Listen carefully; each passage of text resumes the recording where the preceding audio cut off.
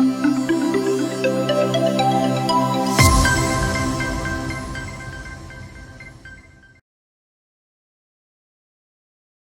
and welcome to Daily News Simplified, the what, why and how of newspaper analysis from the perspective of UPSC examination.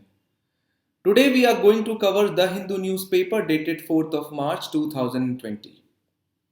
The articles which we are going to cover today are displayed on the screen. Let's now begin the discussion. Now this article appears on page number 1 where the central government is working on the establishment of an exclusive body to implement projects for interlinking of rivers. Although this is a developing story, but it emerges that this authority shall be known by the name of National Interlinking of Rivers Authority or NIRA. And this proposed body is expected to take up both interstate as well as intra-state interlinking projects. And the same authority shall also be responsible for making arrangements for generating funds both internally as well as externally. But there is no official clarification from the ministry or any other government department so far.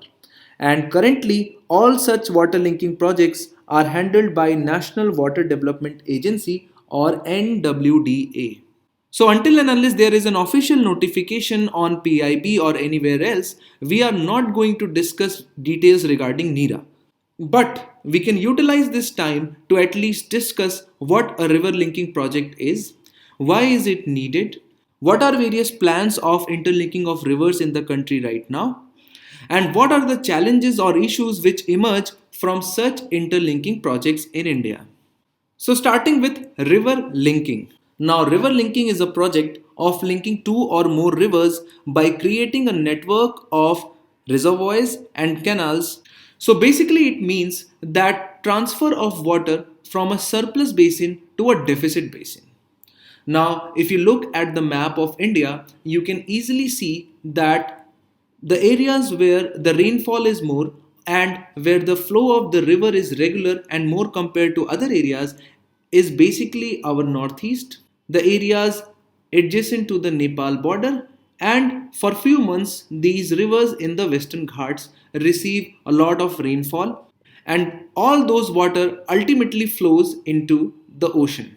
And there is a need to utilize this water, and hence the government of India is considering river linking program since a very long time.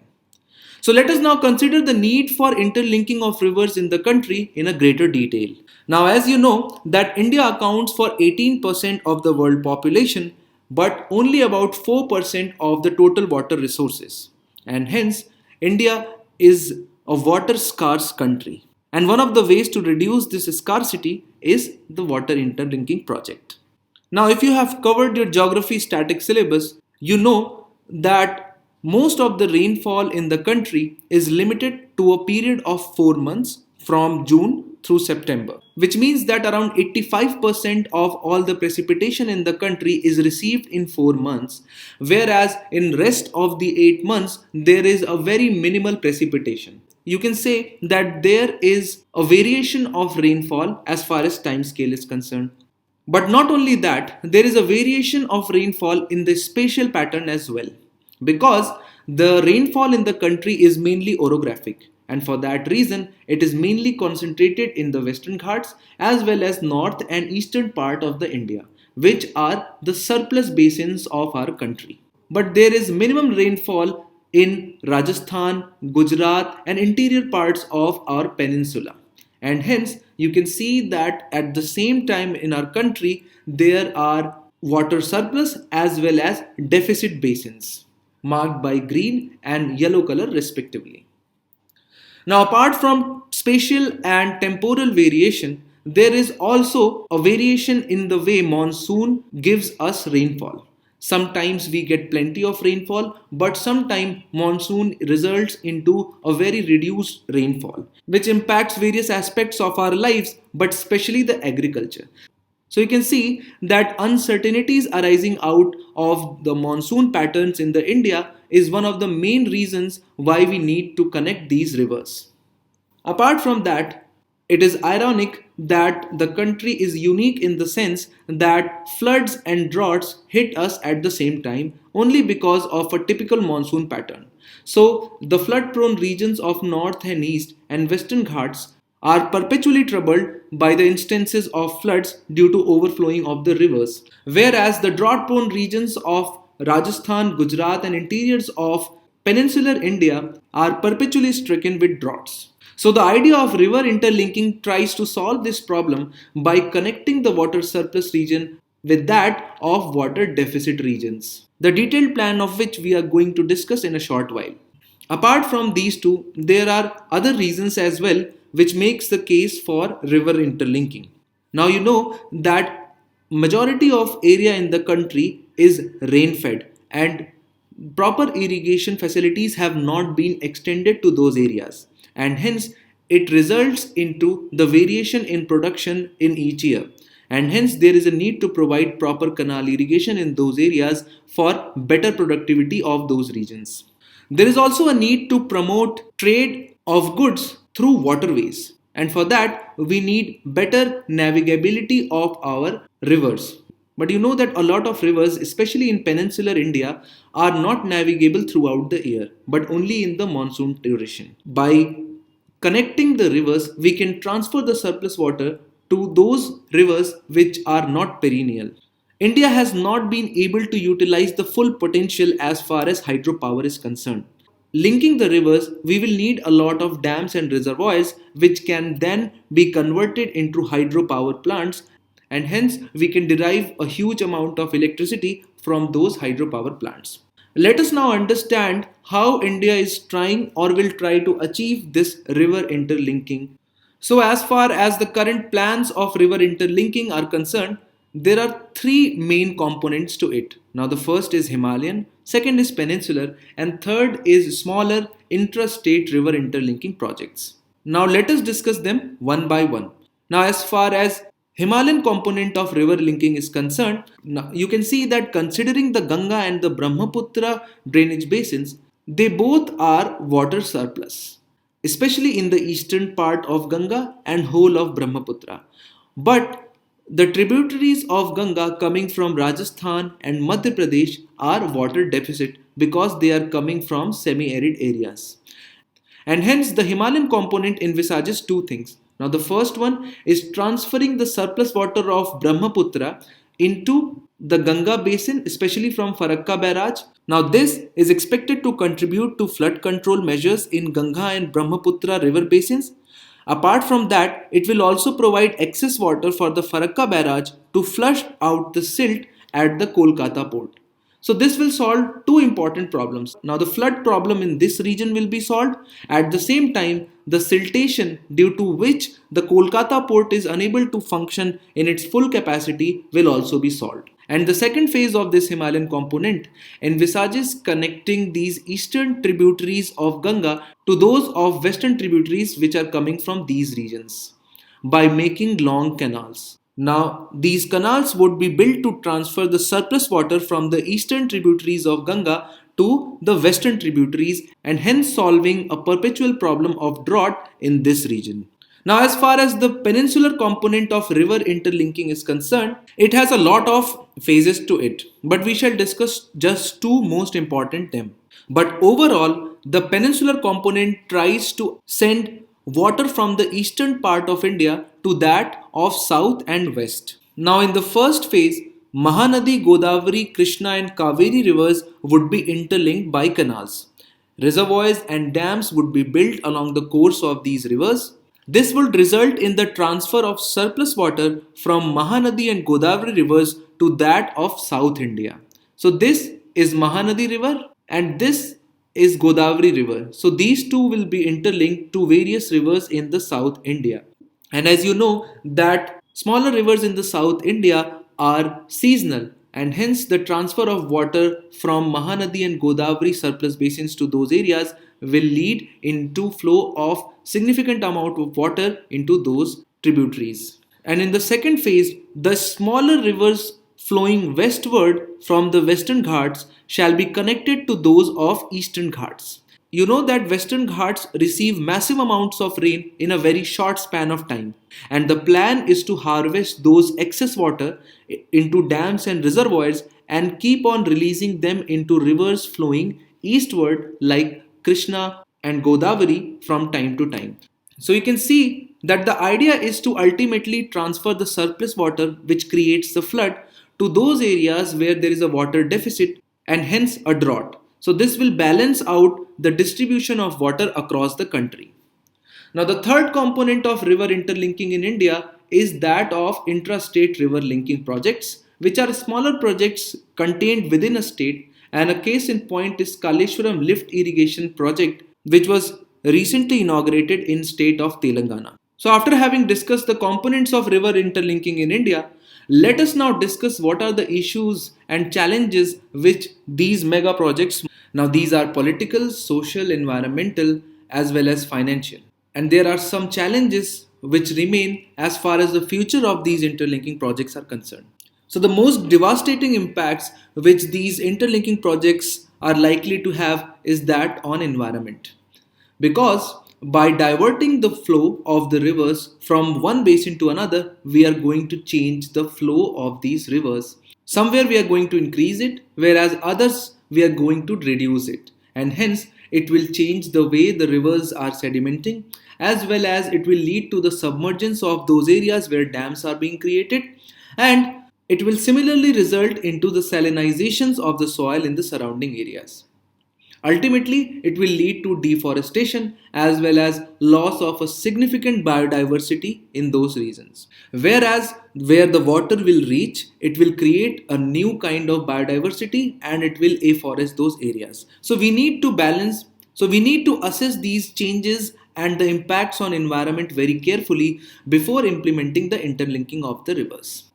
Now, as far as the society is concerned, these kinds of projects are going to have a huge impact on displacement of a lot of people because of the submergence of their villages as well as creation of canals. Now, interlinking issue has also a perspective of politics because it demands a huge cooperation not only between the states but also among the center and the states. And hence, this will be a test of Indian federalism for the central government to be able to implement such a project with success. Now, financially, this kind of project is going to cost a lot of money as far as the exchequer is concerned because all these are going to be mega infrastructure projects which will involve the creation of dams, canals, and hydroelectric power plants. And hence, they will put an extra burden on already constrained financial resources of the central government. So, apart from these aspects, critics have also raised questions related to the viability or the need of such a project. Now, you see that there is a lot of variation in the amount of rainfall received in each year, and the monsoon has become extremely erratic in last decade because of the impact of climate change. Also, agriculture has shown increasing reliance on underground water, and hence reliance on canals has reduced significantly.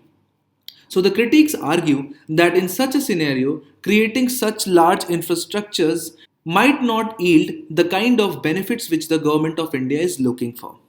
So it remains to be seen that whether the central government will go with the project or not, but you should keep in mind that what are the various kinds of plans which has been envisioned as far as the interlinking of rivers in the country is concerned, and what are the possible concerns or issues which these kinds of project will create. Let's now move on to the next article. The article Jharkhand government announces farm loan waiver unemployment dole appears on page number 7. So the Jharkhand government has come up with a lot of welfare measures for the people of that state, including farm loan waiver. So it becomes important for us to discuss various aspects related to farm loan waiver in the country. Now this shall become relevant from the portion of GS3 syllabus, especially in the agriculture section as well as in economy section. So what we shall do is that we shall first understand what are farm loans as well as what are waivers. We will try to understand why these farm loan waivers have not proven to be an effective tool in removing the issues and challenges faced by the agriculture, and what could be the way forward and alternatives apart from waivers which the government of India can utilize. Now, farm loans or agricultural loans are any kind of loan that are availed or taken by a farmer to fund seasonal agricultural operations or related activities like animal husbandry, pisciculture, or purchase of land for agricultural purposes or tools. You know that a long term problem of Indian agriculture has been the low viability of farm, which means that farmers are not able to gather sufficient amount of capital because of various reasons. For that, they need loans. What they do is that they approach banks from where they get the loans, which they have to repay back to the banks in certain amount of time. But because of various issues and challenges plaguing our agriculture, for example, poor marketing infrastructure, lack of proper irrigation facilities, rising input costs, as well as erratic monsoon, lead to the failure of crop or reduced production. And hence, more often than not, farmers are not able to repay these loans. And then the central or state government intervene and they pledge the banks to repay that loan on behalf of these farmers.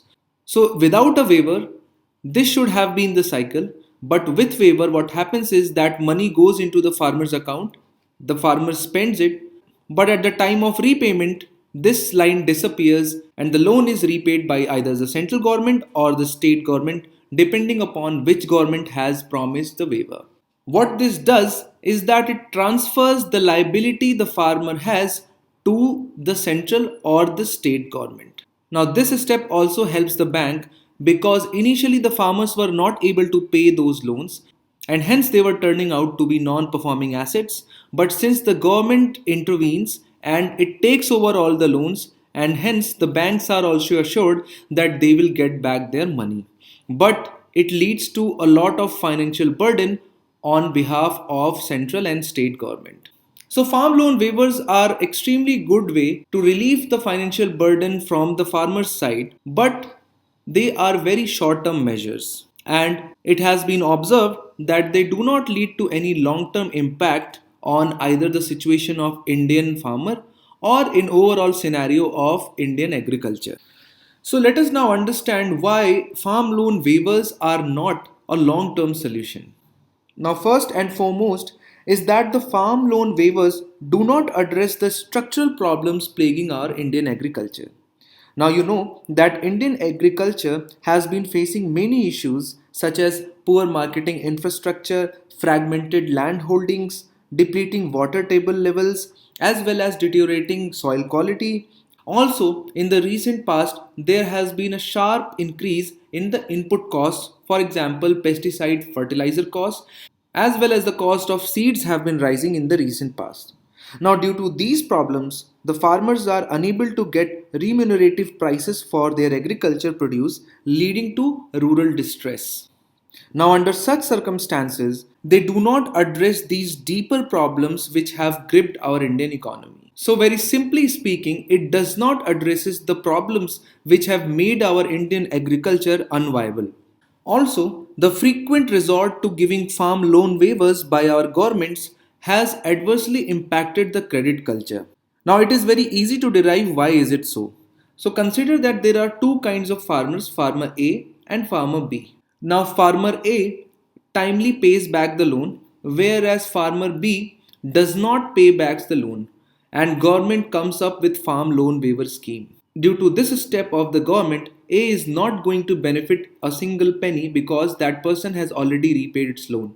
So it is a presumptive loss on behalf of the A, and from the next time, A is also not going to pay, thinking that ultimately they will be bailed off by the governments. And hence, in this way, farm loan waivers impact the credit culture of a country, as even those farmers who have the capacity to repay the loans would default on the anticipation that the loans would be waived off by the government. So, does the farm loan waiver solve this problem? No, it actually worsens the credit culture. Now, the next issue which the farm loan waivers do not solve is very interesting because whenever the governments waive off these farm loans, they claim that they are going to help the poor farmer. But interestingly, it turns out that these are the communities which are least impacted by this kind of step. Let us understand why. Now you see that for availing the benefit of the farm loans, first that person should get a loan, and for getting the loan, that person should be eligible for loans. And since small and marginal farmers do not have any asset and most of them are landless, they do not have access to institutional credit or formal credit. And they mostly go to the local money lender for seasonal help. Whereas the bank loans are mainly assessed by large farmers who have large lands. And hence, in a survey, it was found out that only around 15% of the small and marginal farmers had access to institutional credits.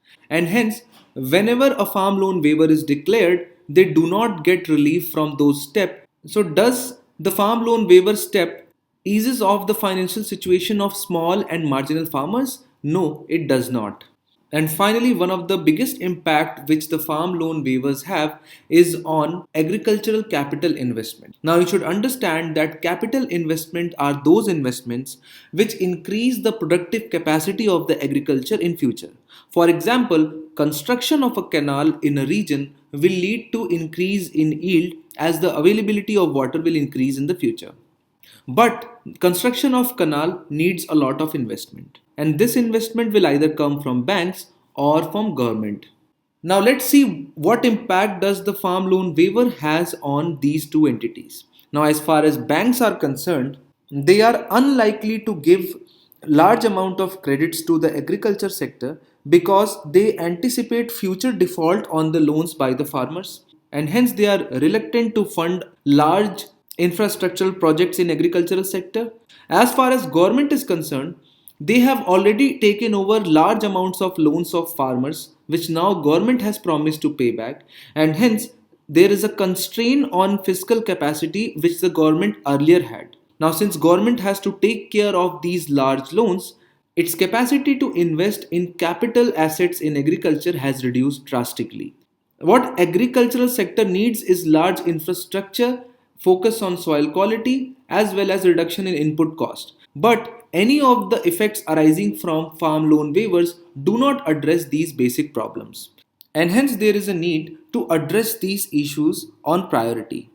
For example, the money presently used by the government for the loan waivers could instead be used for addressing the investment needs of the agriculture, such as irrigation canals, rainwater harvesting projects, cold chain infrastructure, and marketing infrastructure. So the government needs to prioritize the long term and short term agenda. Similarly, government needs to work on foolproof insurance mechanism which can take care of most of the farmers. You know that presently the government has launched Pradhan Mantri Fasal Bima Yojana in order to provide agricultural insurance to farmers with an aim to reduce the rural distress. However, the implementation of this scheme is facing lot of challenges, and hence these challenges needs to be addressed urgently by the government. Now in this regard, Pradhan Mantri Kisan Yojana or PM Kisan is a welcome step. Now you know that this scheme is unconditional cash transfer to the farmers. And just like other similar schemes like Raitu Bandhu scheme of Telangana, this is a much smarter, viable and long-lasting alternative to farm loan waivers. So with respect to the farm loan waiver scenario, you should keep in mind that what are farm loan waivers, why are they not proving effective in Indian context, and what are the alternatives or the solutions to the long-term problems plaguing Indian agriculture. Let's now move on to the next article. Now the article Black Carbon Levels Spike at Himalayan Glaciers appear on page number 11. Now it has been reported that black carbon concentration near the Gangotri glacier rose 400 times in summers due to forest fires. Also, there was a huge contribution from the stubble burning from agricultural waste in the North India. This report has been published by Wadia Institute of Himalayan Geology, which is situated at Dehradun, and according to the institute, this increased level of black carbon in Himalayan glaciers has triggered glacial melt. Now, in order to understand the context in which we have to proceed with black carbon, we'll first take up this question asked in 2017 preliminary examination. Now, the question was in the context of mitigating the impending global warming due to anthropogenic emissions of carbon dioxide, which of the following can be potential sites for carbon sequestration? Statement 1, abandoned and uneconomic coal seams. Statement 2, depleted oil and gas reserves. Statement 3, subterranean deep saline formations. Now, carbon sequestration is the process by which the carbon from the atmosphere is stored in some storage for long term. And a special case of carbon sequestration is geological sequestration, which involves the storage of carbon dioxide underground in depleted oil gas reserves or unused coal seams, as well as deep subterranean saline formations. So, all these three statements are correct. But an important takeaway is that UPSC from time to time has been asking questions related to various kinds of pollutants, which in this case was carbon dioxide. And black carbon has come into focus this year, and hence we are going to exhaustively study this phenomena of black carbon. Now, starting with what is black carbon? Now, black carbon is produced both naturally and by human activities as a result of incomplete combustion of fossil fuels, biofuels, or biomass. Now, black carbon has recently emerged as a major contributor to global climate change, and possibly it can be rated second only to carbon dioxide as the main driver of global warming. Now, one important fact regarding these black carbons is that India is the second largest producer of these black carbons in the world. Now, let us talk about few of the primary sources of these black carbon into the atmosphere. Now, few of the most important contributors to the black carbons are biofuel cooking and heating, as well as coal cooking and heating, diesel engines both on road and off road, industrial coal and brick kilns, as well as open burning of agricultural fields. Now remember that in all these processes, whenever there will be an incomplete burning of carbon, that will result into black carbon emission into the atmosphere. Now you might ask a simple question that when the levels of carbon dioxide is so high in the atmosphere, why should we worry so much about the concentration of black carbon, especially in limited parts of the world? But you should know that reducing carbon dioxide emissions is essential to avoid the worst impacts of future climate change.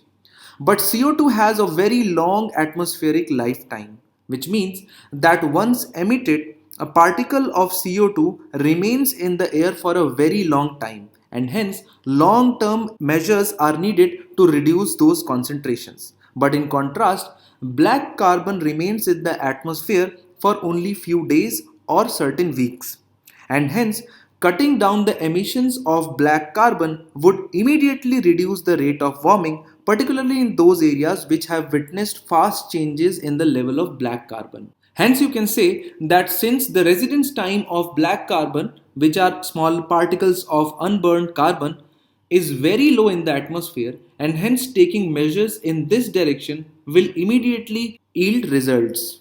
Let us now observe in what ways does this black carbon impacts us. Now, first and the foremost is that black carbon is an important contributor to warming because it is very effective at absorbing light and heating its surroundings. Now, for example, per unit mass, black carbon has a warming impact on climate that is around 500 to 1500 times greater than that of CO2. So you can imagine that even a small increase in the concentration of black carbon in the atmosphere will lead to drastic increase in global warming. Another important impact of black carbon on environment is that of changes in cloud and rain pattern. What happens is that when there is an increase in the black carbon concentration in the atmosphere, now these clean clouds which usually reflect the sunlight become dark in color by assimilating these black carbon floating around in the atmosphere, which then turns these white and reflective clouds into sooty clouds which absorb a lot of light, and hence it changes the heat distribution across the atmosphere. It also dims the light which ultimately land up on the surface of the earth. So by mixing the cloud, it not only impacts the rain but also impacts the sunlight. Let's now consider the impact of black carbon on glaciers, which is the main highlight of the report for which we are discussing this news. Now, when deposited on the ice and snow, black carbon and co-emitted particles reduce the surface albedo, which is basically the ability of the surface to reflect the sunlight, and hence they heat up the surface. Now, these sooty mountains absorb more light and hence it increases the melting of these glaciers, making these pristine environments vulnerable to melting. Black carbon also impacts the biodiversity and ecosystem in a great way. For example, by being deposited on the plant leaves, black carbon increases the temperatures of the plants. By diminishing the sunlight which reaches on the surface of the earth, it interferes with the photosynthesis process, and by modifying the rainfall pattern, it plays a great role in changing the biodiversity of a region. Now, as far as the impact on the human health is concerned, black carbon is a key component of fine particulate matter which are less than 2.5 or PM 2.5. So it will be categorized in PM 2.5 size particle. And you know that our body mechanism cannot filter these PM 2.5 particles, and hence they are easily inhaled by the humans, which then results in various kinds of diseases related to the chest. So as far as prelims examination is concerned, you should keep in mind that black carbon can be derived from both natural as well as anthropogenic sources. The main reason behind the formation of black carbon is that of incomplete combustion of carbon. The main sources which result in black carbon in the atmosphere are incomplete burning of biofuel, coal and diesel. It has more global warming potential than that of CO2 but has a less residence time in the atmosphere. And you should also keep in mind various impacts which it has on environment, biodiversity as well as on human health. Let's now move on to the next article. Now this article regarding CVC and CIC appointments appears on page number 14. Now 2 weeks after the high-powered committee chaired by the Prime Minister Narendra Modi selected the new Chief Vigilance Commissioner and Chief Information Commissioner, the centre is yet to officially notify these appointments. And since these two important statutory offices have come into the news and pre is around the corner, so it becomes important to cover various aspects related to these high offices.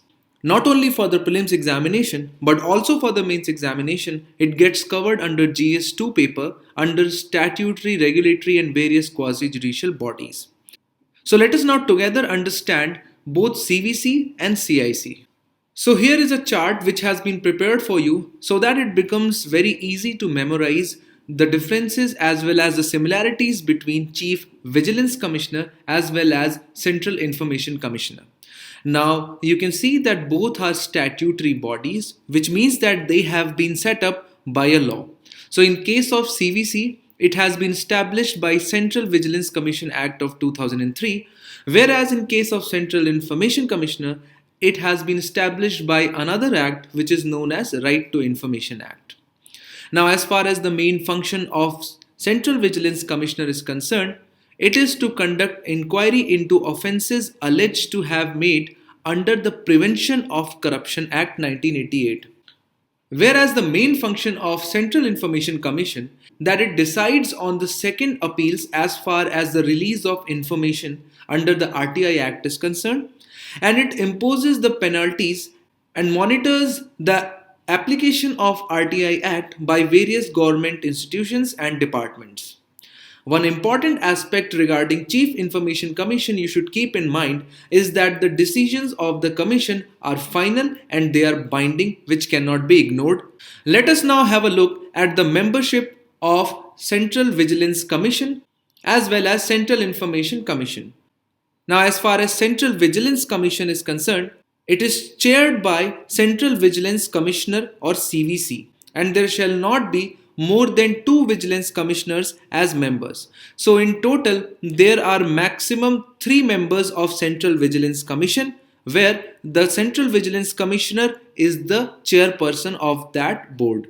Now, as far as the Central Information Commission is concerned, it is chaired by the Chief Information Commissioner and not more than 10 information commissioners. So in total, there can be 11 members of Central Information Commission. Let us now consider that how the members of these two commissions are appointed.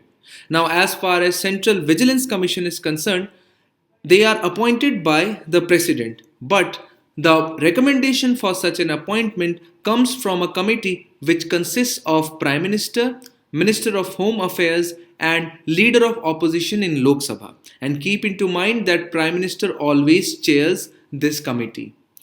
On the other hand, the members of Central Information Commission are also appointed by President, but the committee is a little bit different from that of CVC. In this case, Prime Minister and Leader of Opposition are common in both of them, but in place of Minister of Home Affairs, there is a provision of a Union Cabinet Minister, which can be Home Minister or which can be any other Union Cabinet Minister. So this is an important point which you should keep in mind while going to the prelims examination. Now, as far as special conditions of the post are concerned, both Central Vigilance Commissioner as well as the Chief Information Commissioner are ineligible for appointment in the commission when he or she ceases to hold office. Whereas all the other members of the commission, for example, Vigilance Commissioner can be appointed as Central Vigilance Commissioner.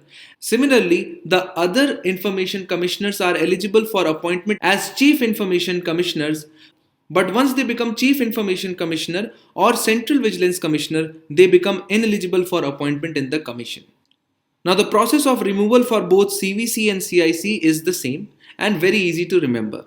Now, both of them are removed on the grounds of misbehavior and incapacity, and the order of removal shall be issued by President in both the cases. The President shall issue such an order only after an inquiry conducted by the Supreme Court. So you can see that there are a lot of similarities between these two offices, but the differences are also stark. Both are created by different acts, they have different functions, a little bit different selection committee, but they have same removal procedure as well as special conditions related to post-retirement appointment. Let us now move on to the next article. Now this article appears on page number 1.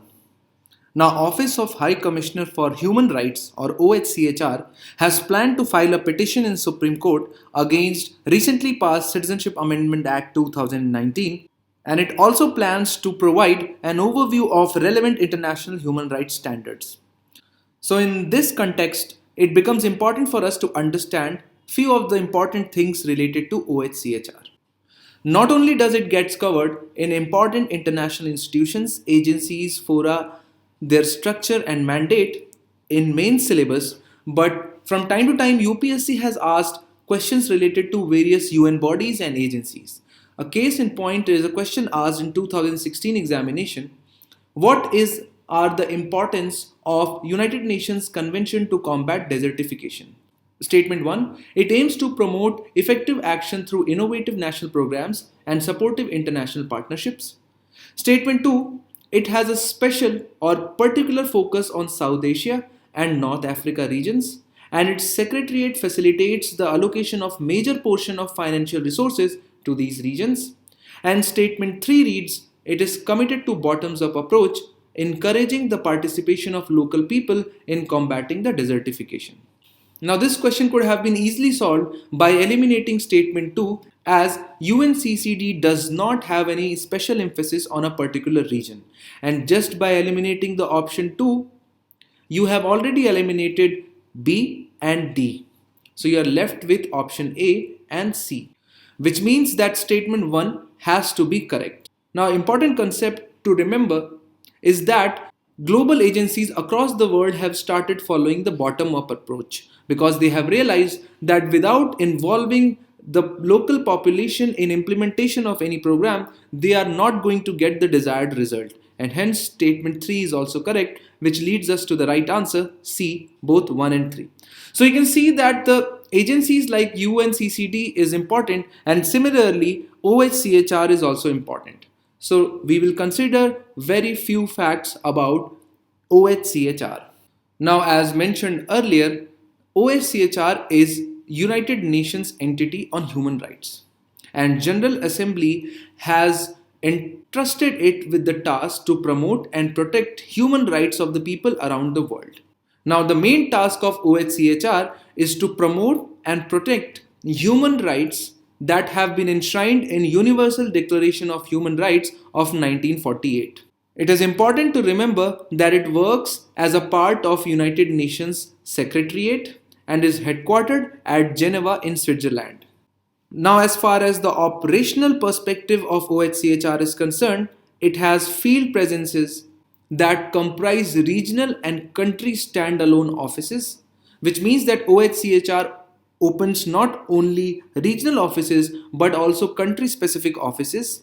And apart from that, wherever there are US peace missions, this body takes care of the human rights components in those places, and also it deploys human rights advisors wherever the United Nations country teams exist. So these are the few of the important things to remember as far as Office of the High Commissioner for Human Rights is concerned. Let us solve few questions from the perspective of prelims examination. Now the first question reads, consider the following statements. Statement 1. The selection committee for both CVC and CIC is the same. This statement is incorrect, as we just saw that two of the members, which is Prime Minister and Leader of Opposition, is common, but there is a variation of Home Minister and any other Cabinet Minister in case of CVC and CIC. The second statement reads that the criteria for removal of both CVC and CIC is the same, which is correct, which leads us to the right answer B, 2 only. The second question reads, consider the following statements with respect to OHCHR. Statement 1, it is headquartered at Geneva, which is correct, which is in Switzerland.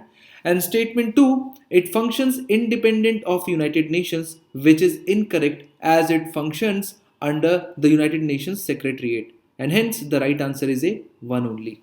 With this, we have come to the end of today's DNS. Let's have a look at the question of the day. The answer of the question of the day for the 3rd of March is C, both 1 and 2.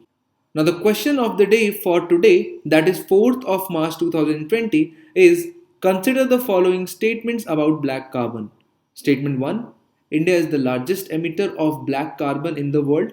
Statement 2, black carbon is formed when there is complete combustion of carbon. And statement 3, black carbon can cause change in rainfall by influencing the weather pattern. Which of the statements given above are correct? A, 1 only, B, 2 only, C, 3 only, D, 1 and 3 only.